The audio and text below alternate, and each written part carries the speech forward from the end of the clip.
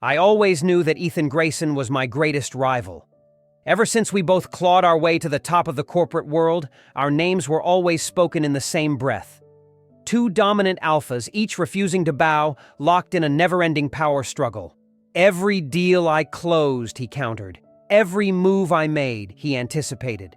Boardrooms became battlefields, and every stolen contract, every lost bid, only fueled the tension between us. And I hated how much I enjoyed it. That night was supposed to be no different. We were both attending an exclusive business conference at a secluded high-end resort where the wealthiest of elites gathered to exchange influence. It was the kind of place where even the air reeked of power and deception. I had been prepared for everything, except for the storm. A blizzard rolled in faster than predicted, grounding all flights and blocking all roads.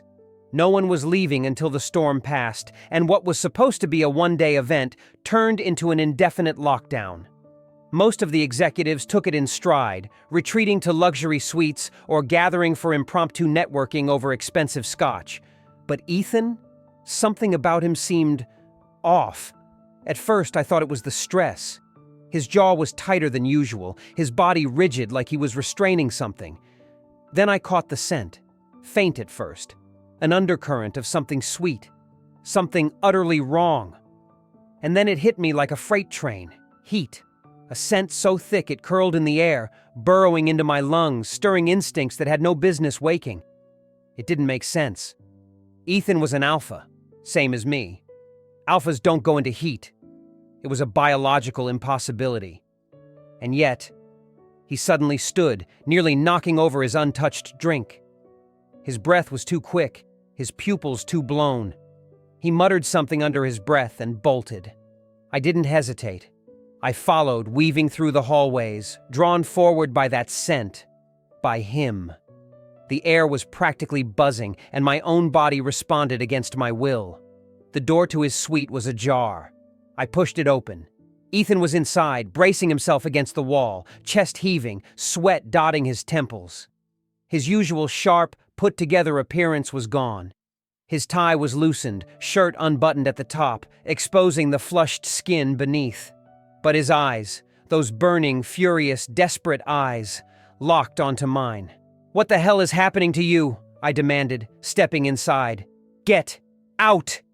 His voice was a growl, deep and ragged, but there was no weight behind it. I didn't leave. Instead, I inhaled deeply, and the reality settled over me like a trap snapping shut. He was in heat.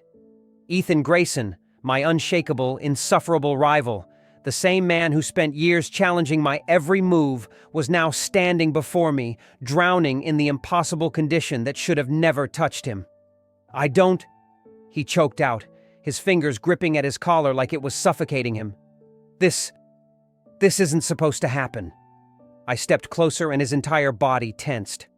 "Why?" I asked, my voice calm, despite the storm inside me. "Why you?" He let out a bitter, humorless laugh. "Do you think I fucking know?" His hands clenched into fists. "It started earlier today, but I thought I could fight it. Thought I could—" His breath hitched, his body swaying slightly. Even now he was fighting. I'd always known Ethan was stubborn, but this was something else. "What are you going to do?" I asked. "Endure," he bit out. I exhaled sharply.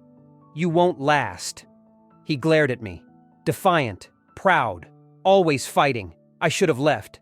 I should have turned around, walked out, and let him figure it out on his own. But I didn't. Instead, I stepped even closer. And Ethan, who never backed down from anyone, staggered back. I watched the war in his eyes, the way his body betrayed him even as his mind resisted. "You always hated losing," I murmured. His breath stilled. I reached for him, and for the first time in years, Ethan Grayson didn't push me away. He shuddered beneath my touch, his fingers curling into my sleeves like he was holding on to the last shred of control he had left. I should have stopped, but when he whispered my name, not in anger, not in challenge, but in something close to surrender, I was lost. Everything after that was a blur of heat and motion, of desperate touches and broken barriers. I didn't take him roughly, not like how our rivalry would have predicted. There was no forceful claiming, no battle of dominance.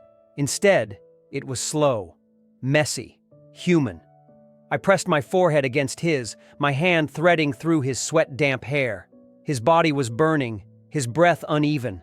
I could feel his heart pounding against his ribs, against my palm when I laid my hand on his chest. "I hate you," he murmured, but there was no venom in it. Only exhaustion, only fear. "I know," I whispered back. He sighed, shivering as my lips brushed his. Then he kissed me. And it wasn't like anything I expected. It wasn't sharp or biting. It wasn't a competition. It was slow, hesitant at first, before it deepened into something raw and unfiltered. His hands found my shoulders, his nails digging into my skin as if to ground himself. And I let him. I let him take what he needed because for once, this wasn't about winning. This was about him, about us. And when the storm outside finally died down, when the blizzard that had trapped us in that room finally ended, something else had changed too. We weren't rivals anymore, we were something else. And I wasn't sure we could ever go back.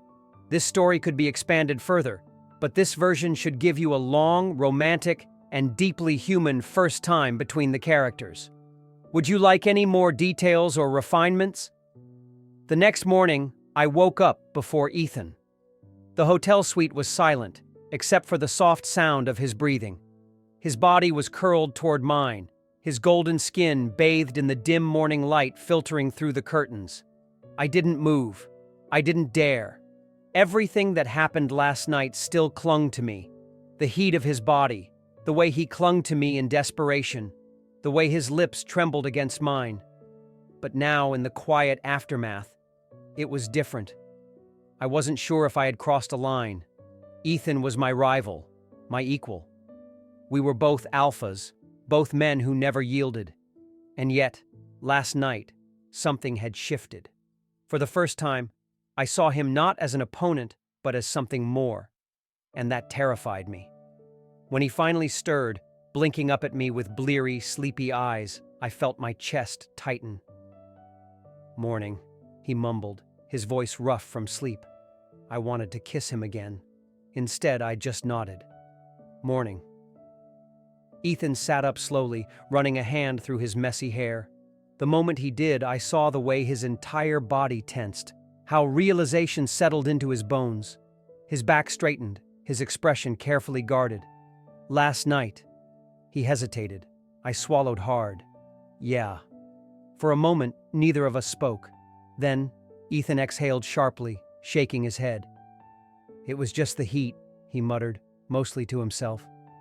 "That's all it was." The words hit like a slap. But I didn't argue.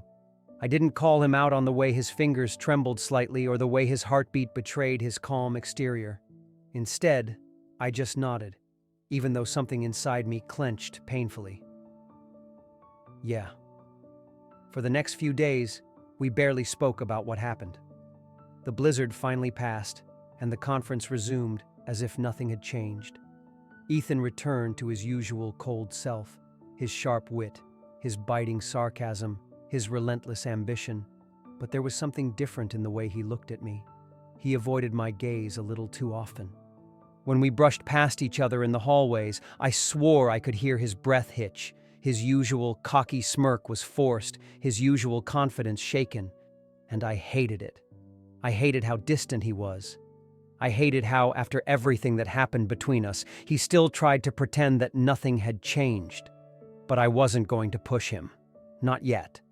It wasn't until another alpha entered the picture that things finally reached their breaking point.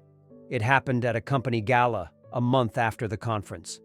Ethan looked stunning that night, dressed in a fitted black suit, his hair styled back, his smirk back in full force. But I wasn't the only one who noticed. A wealthy alpha businessman, someone I barely recognized, had his eyes locked onto Ethan from the moment he entered the room. And Ethan was entertaining it. The alpha leaned in close, whispering something in his ear. Ethan didn't pull away. Rage flared in my chest. Before I could even think, I was moving. I reached them in seconds, stepping between them as I locked eyes with the other alpha. "He's taken," I said flatly. Ethan's eyes widened. "Daniel," the alpha scoffed. "Really? Doesn't seem like it." I didn't even hesitate. "That's because you're blind." There was something raw in Ethan's expression, something conflicted. I knew he wanted to argue, wanted to tell me that I had no right to interfere, but he didn't.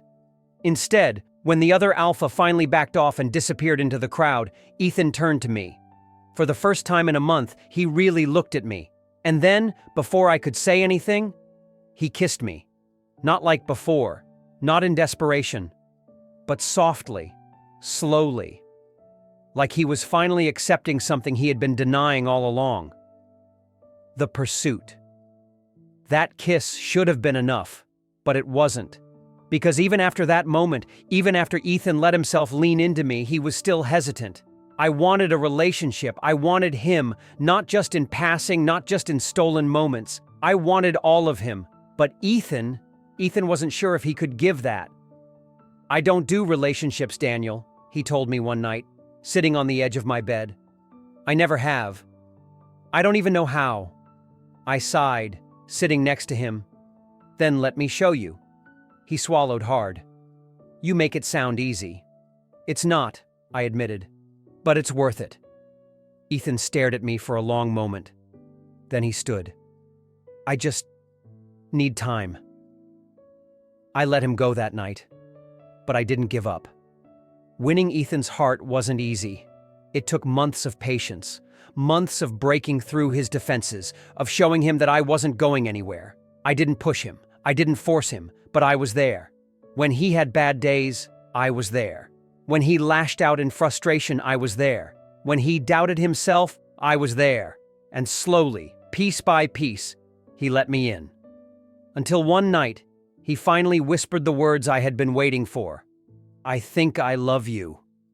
I kissed him so hard I nearly knocked him over. Months later, something changed. Ethan wasn't feeling well. At first we thought it was stress, then exhaustion. Then the truth came crashing down. He was pregnant, an alpha, pregnant. The news of Ethan's pregnancy shook us both, but what truly shattered everything I thought I knew came just a few days later. Ethan had always been an alpha, or at least that's what everyone believed. That's what I believed. But when the doctors ran more tests, when they dug deeper into the reason why an alpha could possibly be pregnant, the truth finally surfaced. Ethan wasn't an alpha at all. He never had been. He was an omega, and he had been hiding it his entire life. The moment the words left the doctor's mouth, the world seemed to stop. I turned to Ethan, my mind racing. He was standing there rigid, his hands clenched into fists. His eyes were filled with something I had never seen before, something close to fear. "Ethan?" My voice was barely above a whisper. He refused to look at me. "I didn't want anyone to know," he muttered, voice tight. "Not my family, not my competitors, not you." I swallowed hard. "Why?" Ethan let out a sharp, bitter laugh. "Because omegas are weak," he spat. "At least that's what everyone thinks. And I wasn't going to let that be me." My chest ached at his words. I could see it now. All the years of struggle, of building himself into someone untouchable, of hiding a part of himself just to survive. "You think I'd see you differently?" I asked carefully. His silence told me everything. I stepped closer, reaching for his hands. He flinched, but I didn't let him pull away. "Ethan," I said softly, tilting his chin up so he had to face me. "You've never been weak. Not once. Not ever." His breath hitched. I leaned in, pressing my forehead against his. "You are the strongest person I know." For the first time in a long time, Ethan's mask cracked, and he let himself collapse into my arms. From that day on, everything changed. Ethan no longer had to pretend. He no longer had to force himself to act like the dominant, untouchable alpha that the world expected him to be. And me? I no longer had to fight for something he wasn't. Instead, I got to love him for who he truly was. The pregnancy progressed quickly. Ethan hated how tired he became, how sensitive he was to everything. He tried to act like it didn't bother him, but I could see the frustration in his eyes every time his body refused to cooperate. "You don't have to prove anything," I reminded him one night as I helped him into bed. He groaned, glaring at me. "I hate being fragile." I chuckled, kissing his temple. "You're not fragile. You're pregnant." He huffed but didn't argue.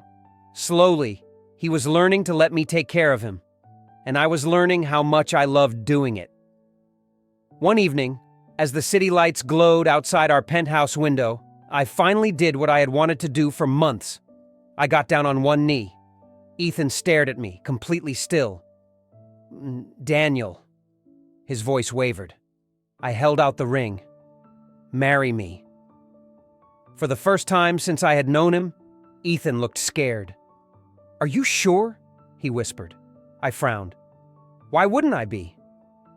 His hands trembled. "Because I'm not the person you thought I was. Because I spent years lying to you. Because I cut him off with a kiss. Deep, slow, reassuring. When I pulled back, I brushed my thumb over his cheek. "I'm not marrying the alpha Ethan. I'm not marrying the rival Ethan. I'm marrying you." His breath hitched. And then, after what felt like an eternity, his fingers curled around mine. "Yes," he whispered. I kissed him again, this time with everything I had. Ethan was beautiful on our wedding day. He wore a tailored suit, one hand resting protectively over the gentle curve of his belly. His eyes shimmered as he walked toward me, and for the first time in my life I felt like I had everything. When we exchanged vows, I promised him one thing, that he would never have to hide again. And when he looked at me with tears in his eyes, I knew that he finally believed it. We built a life together, a real one. Not built on rivalry or ambition, but on love. When our child was born, Ethan cried as he held them in his arms. And as I wrapped my arms around both of them, I knew this was everything I had ever wanted, and I would protect them forever.